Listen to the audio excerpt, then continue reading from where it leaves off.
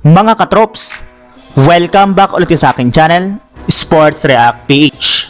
At ngayon nga ay pag-uusapan natin ang balitang sinisi na nga po ni Stephen Curry ang kanyang mga teammates sa pagkatalo ng Golden State Warriors kontra sa Boston Celtics.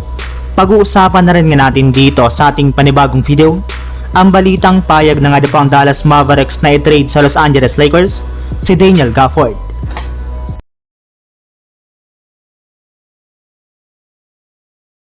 Wala man lang nga po mga katrops na gawa ang Golden State Warriors sa kanilang game ngayong araw matapos silang tambakan ng Boston Celtics ng mahigit sa 40 points sa score na 125-85. Hindi man lang nga po sila nakasabay kahit konti gayong maliban nga po kay Stephen Curry na nagtala dito ng 18 points ay wala na nga po silang iba pang player na tumulong sa kanya pagdating sa pagtatala ng puntos. Halos lahat nga po ng kanyang mga teammates ay nag-struggle sa kanilang laban. Kaya nangangahulugan nga po nito na hindi na nga po talaga sapat pa ang kanilang kasalukuyang lineup ngayong season para makapag-compete sila ng maayos. At sa kanilang pagkatalo nga pong muli ngayong araw, ay nananatili pa rin nga po sila sa ikawansing pwesto sa standings ng Western Conference sa kanilang record na 21 wins at 21 losses. At dahil nga po dito ay maging si Stephen Curry ay nawawala na rin naman nga po ng tiwala sa kanilang lineup.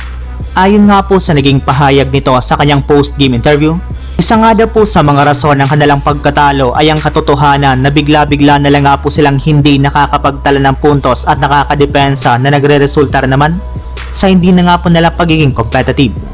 Samantala, punta naman tayo sa ating sunod na pag-uusapan sa balitang payag na nga daw po ang Dallas Mavericks na i-trade sa Los Angeles Lakers si Daniel Gafford. Napakadali nga po mga katrops na kumalat ang balita na isa nga daw po ang Lakers sa mga nabanggit na koponan na interesado sa pagkuha kay Daniel Gafford simula nang i-anunsyo na ginawa na nga po itong available sa trade market ng Dallas Mavericks.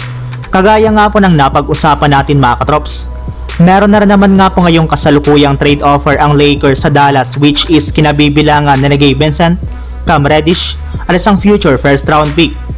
Ngunit ayon nga po sa isang insider, hindi rin naman nga na po basta-bastang i-trade ng Dallas si Gafford. In fact, ibibigay lang naman nga na po nila ito ngayong season sa ibang team kung makakakuha sila ng isang legit na defensive player. Napansin nga po ng Dallas na simula nang mawala si Derek Jones Jr. ay bigla na lang nga pong lumamaya ang kanilang depensa sa perimeter kaya desidido nga po talaga na makakuha sila ng ganitong klaseng player.